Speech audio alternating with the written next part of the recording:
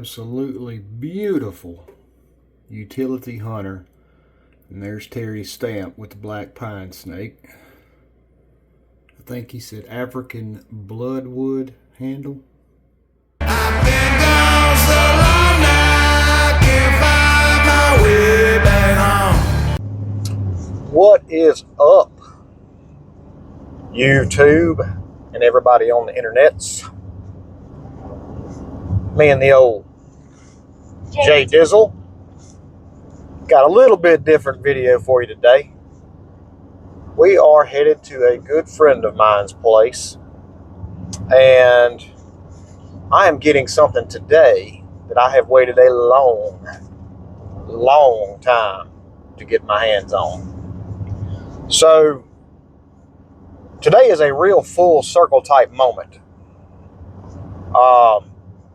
Most of you know I am a wildlife biologist at my day job and do all the trapping, habitat work, and all that stuff as my side gig with Beavers Unlimited. But I do more habitat work, burning, deer work, turkey work,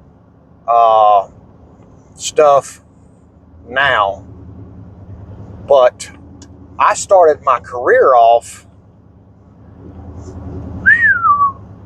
I don't even, 23 years ago, I guess. I started my career off as a herpetologist. That was what I thought I wanted to do for the rest of my life. Still dabble in a little bit of it in my day job, doing some gopher tortoise stuff and funding some black pine snake stuff, but I don't really do much of it anymore. But anyway, when I was a little kid, my first love was sharks. And I read every book I could get my hands on that had to deal with sharks. That was probably, well, like most little boys, I started off with dinosaurs, right? Every little boy starts with dinosaurs. About first grade, second grade, it was sharks. And I mean, I love sharks. Like I said, just consumed anything I could find on sharks. And that interest lasted for a while. My brother can tell you I used to live for the old Shark Week, the Discovery Channel. But anyways, somewhere around third grade, I started to really, really like reptiles, particularly snakes. And I started reading all kinds of little books on snakes and things that I could find at my school library or whatever. Well, as it turned out, my dad was a pharmacist by trade, and he was also a Shotokan karate practitioner. And he had a buddy who was also a Shotokan karate practitioner, instructor, named Terry Vandeventer. Now, if you are in the South, or in the herpetology world, you know Terry. Particularly in the South and especially Mississippi, Terry is the snake guy. Terry is the guy that, gosh, I don't know how long that career, probably 40, 45 years, I don't know. Terry went to all of the schools and did all of the snake shows and did all the public library programs in the summertime. He's been doing it forever. He's retired now. He doesn't do it anymore. But when I was 8 or 9 years old, my dad took me over to Terry Vandeventer's house. And the very first snake that I ever held was a corn snake in Terry Vandeventer's house. First time I saw a snake take a poop, he had I think it was a gaboon viper back then. And never thought about snakes pooping, but anyway, he also had a little alligator running around in there, and he let me touch, I can't remember what kind of egg, some sort of, maybe, I can't remember what type of cobra it was, but he had some cobra eggs that he let me touch. Come to think of it, he may have been just having some fun with me. I don't know. I don't remember seeing the adult snake, but anyways, that was 40 years ago. I'm 48 now. But the very first snake I ever held was at Terry Vandeventer's house. And I'm going to his house today with the Dizzle. And JD is the age now that I was when I held that first corn snake. So it's kind of a full circle moment. Kind of funny, but weird, strange, whatever. But I'm going to Terry's house because Terry is, if I'm not mistaken, also the only master bladesmith in Mississippi. And there's only like, and don't quote me on this, but I think there's only like 130 of them, worldwide. But Terry's the only one in Mississippi. And I have wanted to carry one of Terry's knives for a long time. And today is the day that I go and pick up my Damascus knife from Terry Vandeventer, Master Bladesmith. And I just thought it was really cool to be able to carry something that is a work of art as well as a tool made by somebody that was a big influence in the biologist that I became, particularly in my early career years. He definitely was responsible for helping that push into the herpetology world. But my father is gone several years now, and it's just neat to be reconnecting with one of my dad's friends. And Terry and we've been in touch through the years. I mean, we ran in the same circles and would see each other at various conferences and seminars and things through the years. And so I've kept up with Terry, and Terry's kept up with me. He's got a book, Mississippi Snakes, coming out in September, I believe it is. I'll check with him when we get to his house. But hopefully today we get to go out here and see some of his cool knives and even cooler snakes. And y'all stick around. But just a golly gee whiz full circle kind of moment. So this video is a little different from what you normally see me doing, either burning or dragging pigs or beavers or hacking, squirting or whatever. But I wanted to get it down. So, I've got this memory. Terry, I think, is about 73 now. So he won't be around forever. And just wanted to have it. So y'all stick around. Y'all go with us and see what a true master craftsman looks like, as well as a phenomenal herpetologist. Stick around. A king snake? Yep, that's a speckled king snake. Yep. And which one did you hold, Dad? Oh, the one I held died long ago. Oh. So that's a speckled king snake. And this is what they look like if you go down to the Everglades in Florida. Same king snake, but this is what they look like in Florida. Whoa. Well, look at that. Let's see. Wow, look at that.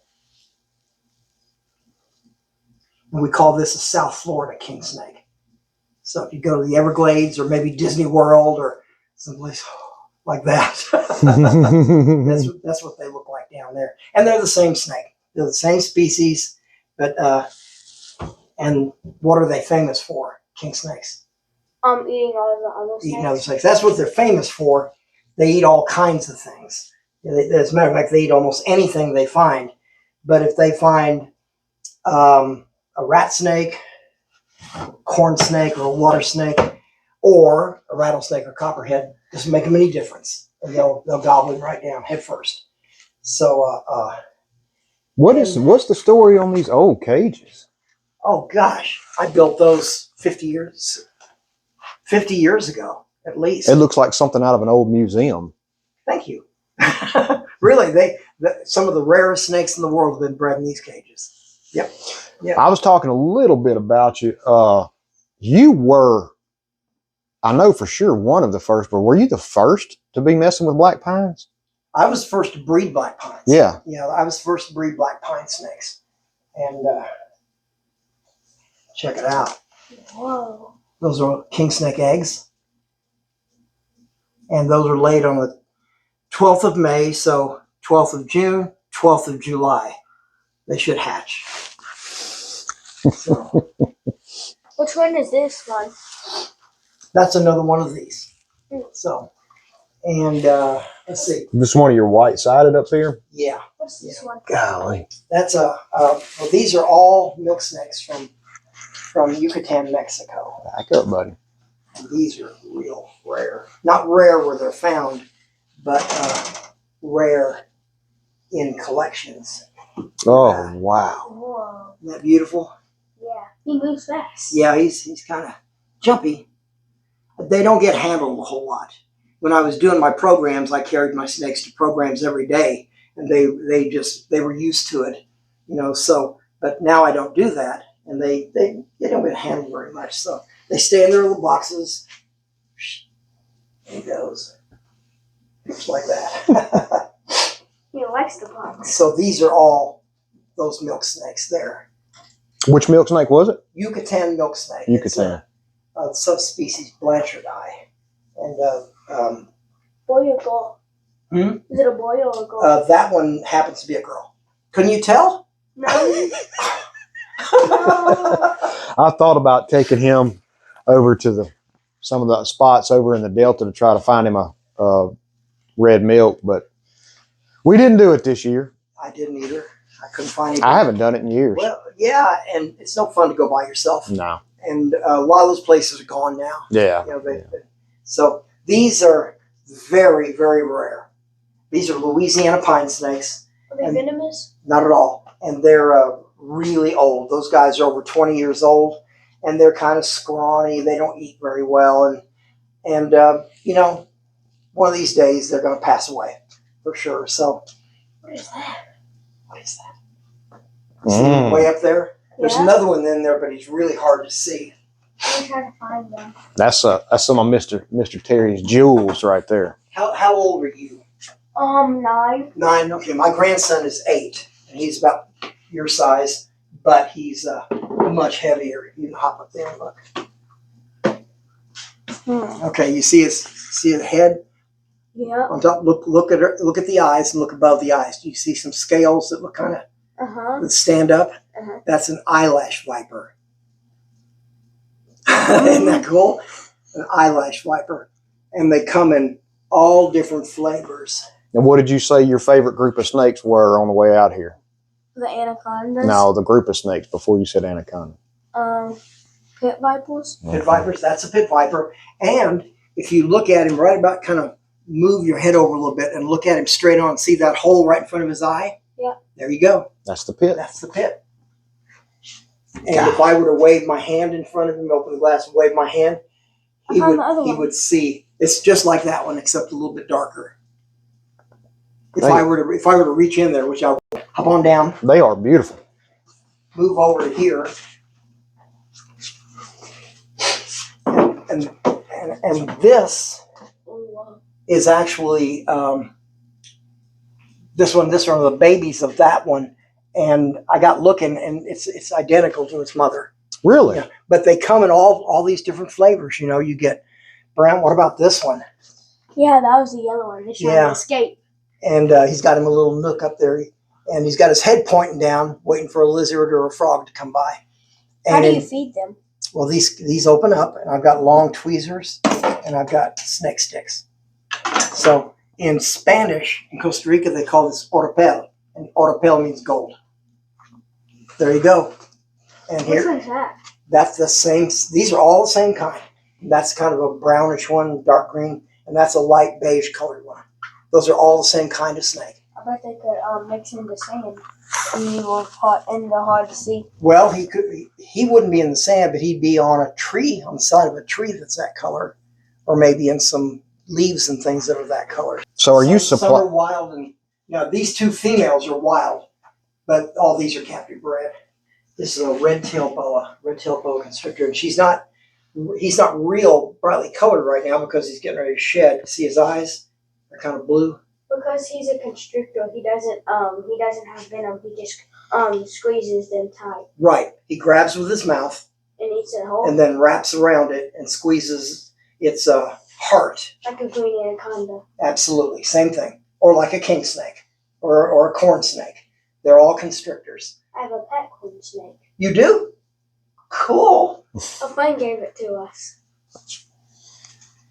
Best snake pet is a corn snake. We take them all places. We take them about every Halloween. We take them to our church because they have the reptile room. This one may be getting ready to shed too. You know what's just funny to me is how things become common to us over the years. And you can pull out that boa and say, oh, he's kind of dull, he's fixing to shed, and he's still more brightly colored than the majority of stuff you see out there. Yeah, there was a little piece of shed skin from the last time. Off his tail. There you go. And they change color a little bit. This one's really pink. These are from the country of Suriname in northern South America. And you put these down on the rainforest floor with all the leaves and things, and they just disappear in camouflage. Even a big 8 or 10 footer is just invisible. How's that? That is cool. And look, he has a mustache and a little goatee. I love the pink color of that one. Oh yeah, and it's dark right now. And look at the stripe on the face. It goes right through his eye, and camouflages his eye. Yeah, these guys. Oh, their tails are real ticklish. Yeah, they don't like their tails messed with. Tails are real ticklish. There we go. These are about. Is that a female? Yeah, she's born. She and the male get fed exactly the same thing. Wow. Since the day I've had them, and the female's bigger because females are bigger. Right. So, okay. You would not want to have a green anaconda here. I've caught green anacondas. Yeah. I would really have to hunt for that picture, but I've seen on epic videos. I've done a lot of projects about green anacondas and researched them. Yeah. A lot. When he was in kindergarten, he built him a green anaconda out of pool noodles for his science project. I decided it. And these are Mississippi ones. Is that what you got? Mm-hmm. He looks the exact same like Wasco. Wasco? Is that his name? No. Roscoe, I'm sorry. I was confused when it took my O's. Okay, that's fine. That's fine. I'm having a little trouble too. But if you leave Mississippi and you go to South Carolina, corn snakes look different. They're the same snake, but they look different.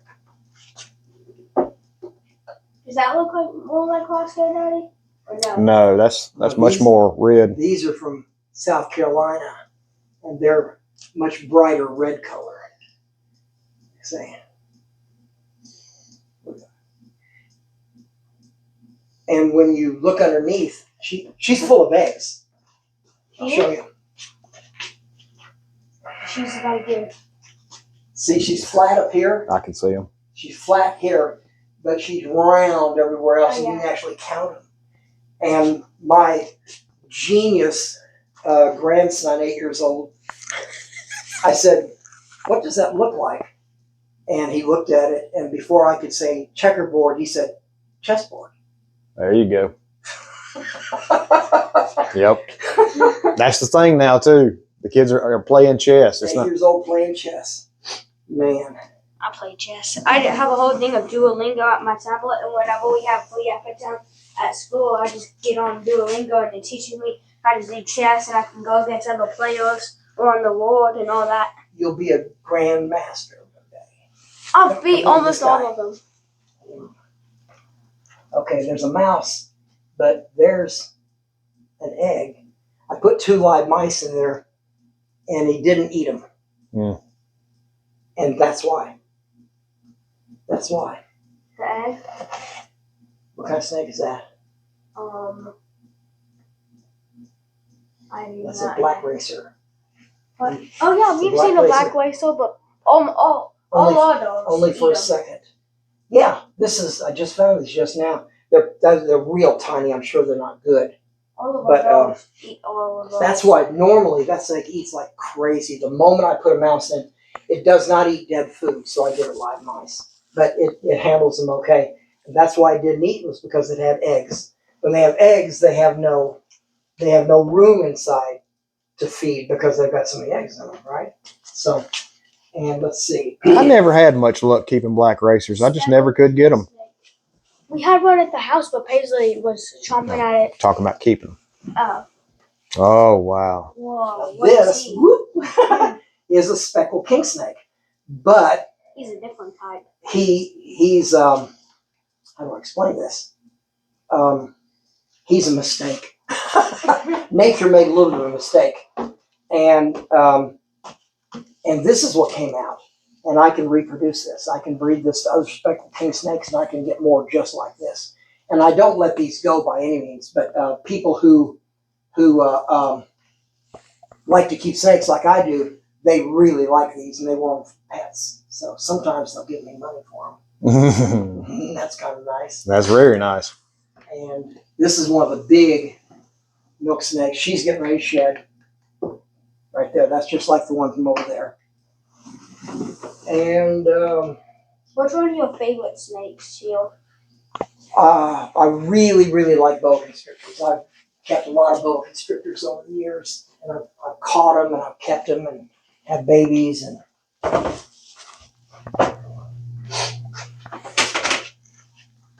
there's a little corn snake.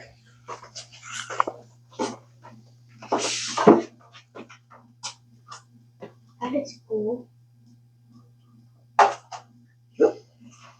Yeah, he's going crazy. You got him? Don't trust him, Terry. You're going to have to hold on. You don't hold on tight, but you know, there you go. And you can kind of walk him through your fingers like that as he crawls. You can kind of do that. So, pretty neat. Mm-hmm. And I think I've got another one up there. So you got chessboard underneath. Checkers.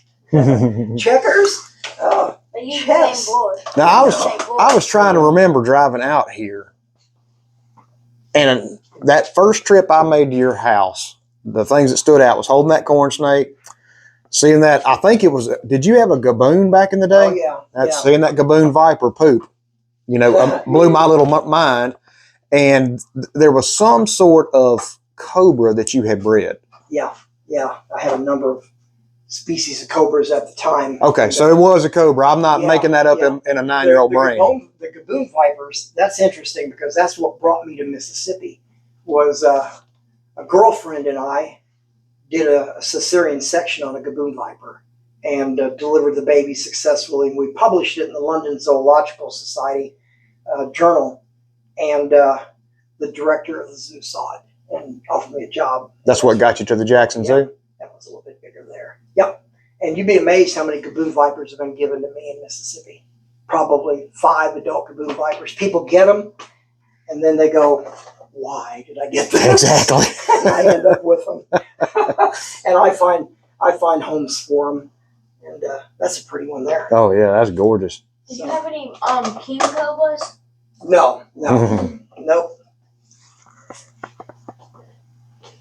You know, growing up, keeping snakes, you have to try out everything. Everything. You have to try out everything. Well, you remember my escapades with the mud snakes and the amphibious slime hot dogs? Dogs. And the crawfish snakes. I did it all. Buying crawfish and wait for them to shed their skins. I was clipping the eye stalks. That's right. Forcing That's right. them, I yeah. remember that. That's right. Forcing them to shed. You're right. We all have to try everything at least one time. Yeah. I'll show you something here Whoa. okay. Let's see. You set go this down room there. up nice. Oh, whoa. Okay. You take the head.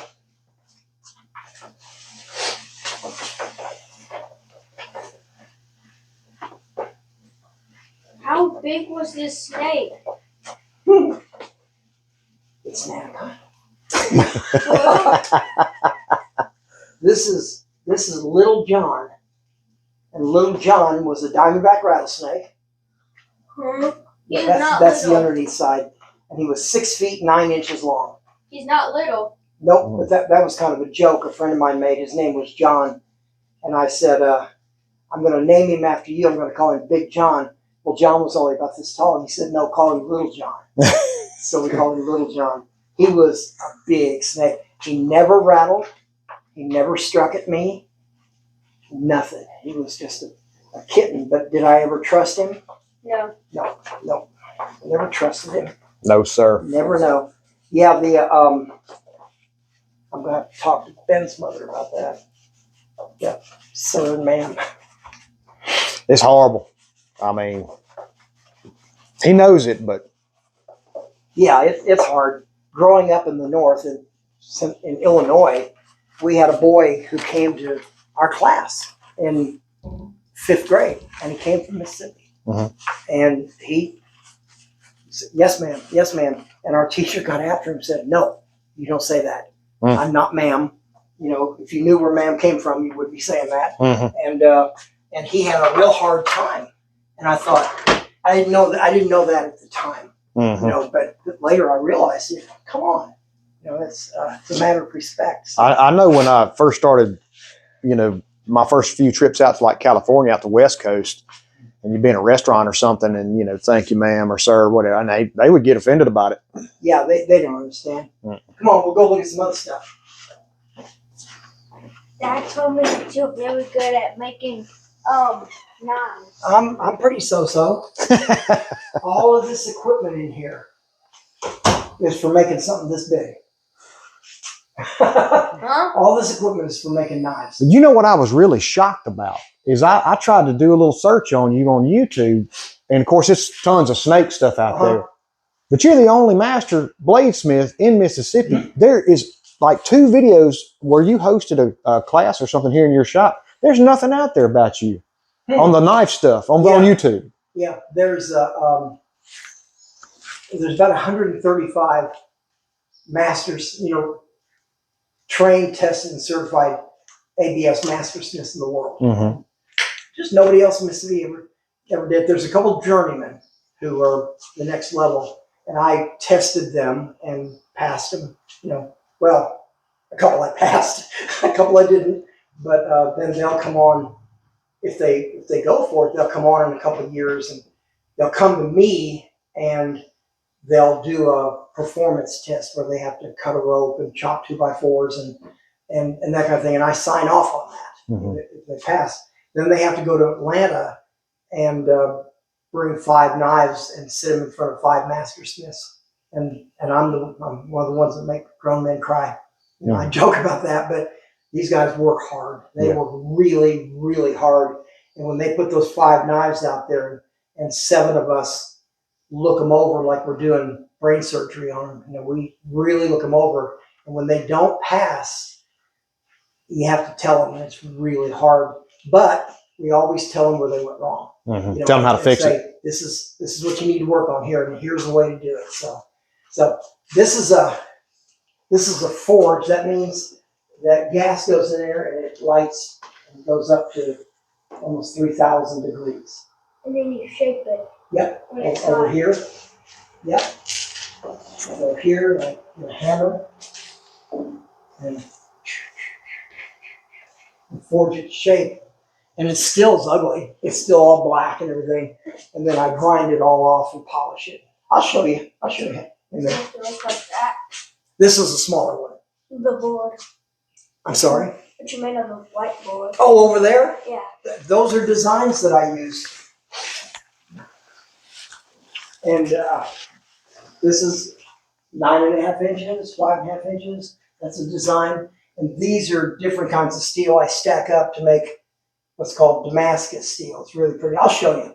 And I stack it up and I forge it together and I turn it and I do this and it all comes out with a beautiful pattern. I'll show you. Come in here.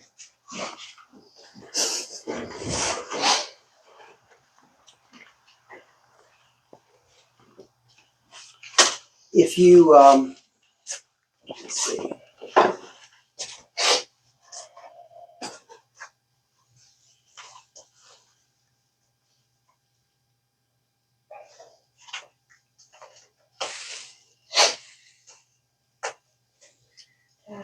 It's a little bronze frog calling out there. I hear him, yeah. We have a black corrugated drain pipe that goes under the driveway. And one got in there the other day. He was a megaphone. It was coming out both ends. It was loud. He found the apex of places to call for females. He was calling for those girls.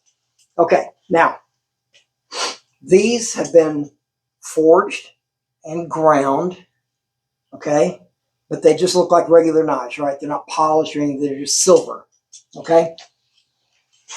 But what I can do is I'll put some acid on it, and that acid will make it look like that. Whoa. That's yours, Daddy? No, his is in the house. Mm-mm. So, and then I put a little design on the back. Just for yucks. Just make it pretty. That's And- gorgeous. And then, but I can do all different designs. You know, That's a small one. you can take it. Whoa. It's a knife, JD. Yeah, it's Not sharp. No, that's far from it. I grounded a little, I forged and grounded a little bit just to see what the pattern looked like, because it's always like Christmas. You can't wait. Yeah. You have to see, because Gotta know. they're just silver, you know, and you don't know till you dip it. That is cool. Now I'll show you another one.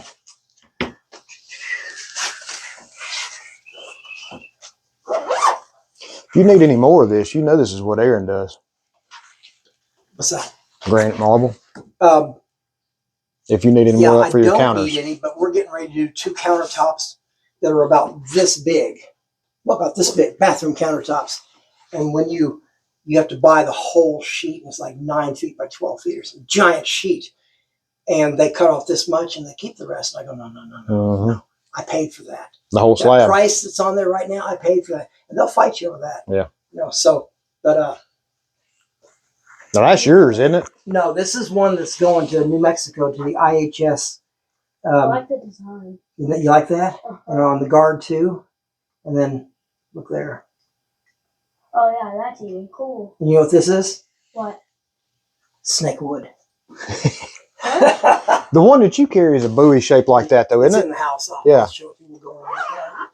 See if there's any others up here that are particularly.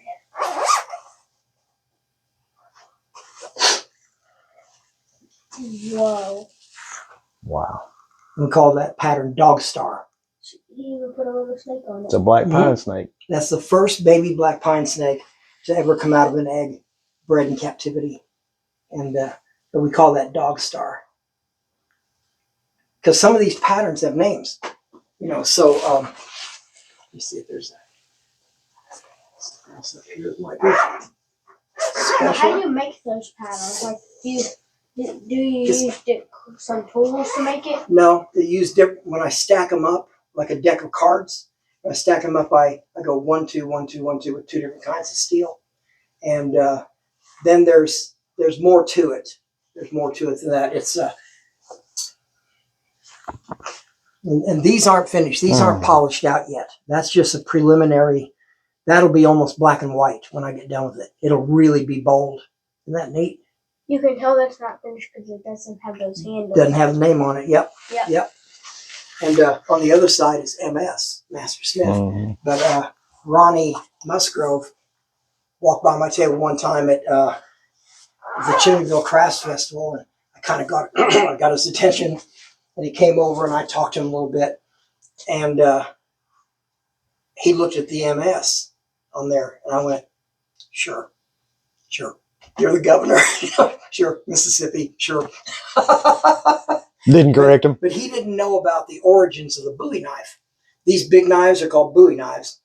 And he didn't know. So I got to tell him about, I think it was November 1827 when they were having a duel where 2 men had a gun and they walked. Yeah. You know what that is? Uh-huh. And they turned and they shot and they missed. And so they reloaded and they did it again. And they missed again. And everybody said, that's good. That's good. It's over. Shake hands. It's over. And then they were all going away. They were all leaving. Everything was good until someone cried out, yo mama. And everybody started fighting. And people were getting shot and stabbed and everything. And a man from Mississippi named Jim or James Bowie had to pull out his big knife and defend himself. And when he did, all the newspapers picked up on it. And all the people who went up the Natchez Trace, all the way up to Nashville, and then they got on boats and things. They went to New York and Pennsylvania and Boston, and they went to their knife makers and said, I want a knife like Bowie's. Because they'd heard about it, and the newspapers picked it up, and it was this big, and so nobody knew what it looked like. So they made all different kinds of them. But that's where they. So the Bowie knife is a Mississippi knife, and there you go. And there will be a test. Dad. Have you ever heard of the Alamo yet, buddy? Probably not yet. You're probably a little young for them to be talking about that in school. Yeah, we the Americans in Texas stole some land from Mexico. Yeah. I had a whole project about the Natchez. Yeah, he did a project on the Natchez cool, Trace. cool. One of my favorite places. You know, Ken Burns did that documentary on the national parks. Really good. If you can find it, you know. As a matter of fact, on the very last scene, my best friend Bob Young is in it, and he's this big, and he's feeding a bear in the Smoky Mountains, and he turns around like, and I said, "There's Bob." So and I've got that. But what was I saying about Ken Burns? The Alamo. A bunch of Americans had set up farms and things in Mexican territory, and the Mexicans didn't like it, and there was a big battle and a big war going on. And the Americans were in an old Mexican church, and that church was called the Alamo, and that's where they had their last stand, where they fought to the death against 5,000 Mexican, fighters. And James Bowie from Mississippi was there with his gun and his Bowie knife, and he died at the Alamo. So, yep, look that up, because there's a few versions of that, depending on who's telling it. Don't touch anything. So, and this is where I do a little bit of engraving. I look under this microscope. I use these tools, and whoa. So that's how you make the shapes? that I cut into it, and that's engraving. So one of these days, I'll be able to engrave parts of my knives and make them hopefully more beautiful. Make them boobies. Yeah. That is cool. When we go in, I'll show you that big knife, and I've got I did the Issaquina disc. Are you familiar with that? It's a yin and yang, two rattlesnakes, and it was found up in Issaquina County, and it's actually about this big. It's real thick, and it's probably a game piece of some kind, but it's all chiseled out, and it really looks Mesoamerican. It looks like something from Guatemala, Chichen Itza, something like that. But, the archaeologists, they differ on that.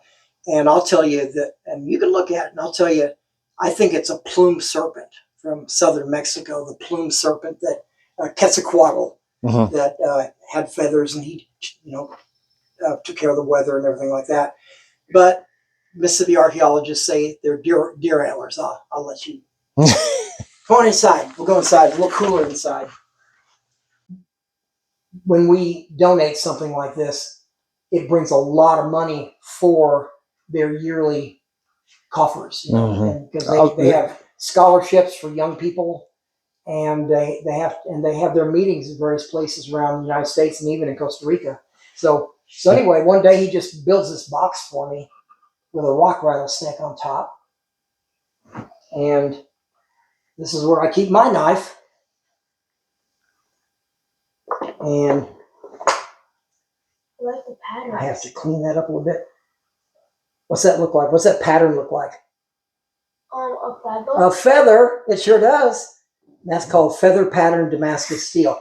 Now it looks like it does. It's got a little bit of rust on it. Oh no! What am I going to do? Well, Wax it. Take it apart. Take this apart, and the whole thing comes apart, and I'll clean that up and put it back together. Yep, it all comes apart. Well, I unscrew this, and when I unscrew that, the knife all comes apart. What's the handle material? That's a sandbar stag from India, and this is the choice handle material by knife makers since the well into the mid 1800s, and but you can't get it anymore. And it's kind of a long story, but I bought this piece 35 years ago and just kept it. It's the best piece I've ever found. Waiting for the right project. Yeah, and I finally decided to do it. And there's the sheath. Oh, it's an alligator. That's Nile crocodile. That's farm-raised, sustainable Nile crocodile. Gorgeous. So they raise them on farms in Africa and Zimbabwe, and they Take some skin. raise them up like chickens or pigs or cows. They raise them up, and then they slaughter them, and the meat is sold. People eat the meat, and the skins are tanned, and people can buy the skins. But half of the babies that hatch have to be returned to the wild. So it's conservation through commercialization. There you go. So Why do they have to be returned to the wild? conservation, Renewable resource. to make sure that we always have Nile crocodiles. Because otherwise people would just go out and shoot them all. But now we've raised them and people don't have to shoot them, and they let half of them go. So here's the Isaquina disc. And I can show you on, it's two rattlesnakes and a yin and yang. I'll show you on the computer. And I'm going to leave this out because I need to take care of that. All right. Well, here's somebody's knife. I wonder who it belongs to. Yes. It's dark in here. Oh, it is beautiful. There's no way to get any more light in here. Here, you put your thing down. See, there's the mistake I made in there with my knife. I left it in the sheath. You want to put it in your gun case or something and just lay it aside from your sheath when it's going to be a long period of time, a year or something, But otherwise, So I'm going to carry this every day. Mhm. When I'm at every weekend in the field. I'm in some pretty adverse, Yeah. field biologist conditions: mud, water, sweat, Yeah. humidity. It's going to change color. It's going to get scratches on it. So it's not going to stay like that. So as long as I take some rim oil or something to wipe it down Clean it up when you're done. When you get home in the evening, wipe it off, clean it up a little bit, and put a little bit of oil on it. You don't have to do it every time necessarily, but that's and What about the sheath? It's going to get beat up, but that's okay. It's got snow seal. It's covered with snow seal, which is a beeswax linseed oil mixture. It's for waterproofing boots. On there is a snow seal. Is that the trade name of it? Yeah, Snow seal? Okay. Snow seal. Yes, SNO-SEAL, I think. So when it starts to look like it's getting dry or might need some conditioning or something, just get some snow seal. Yeah. Or bring it by here, so. Oh yeah. So I didn't know you stamped the sheath too. Well, yeah, I guess that's the old stamp from when I first started making knives. Your big head is the shadow. There you go. Big head, pumpkin head.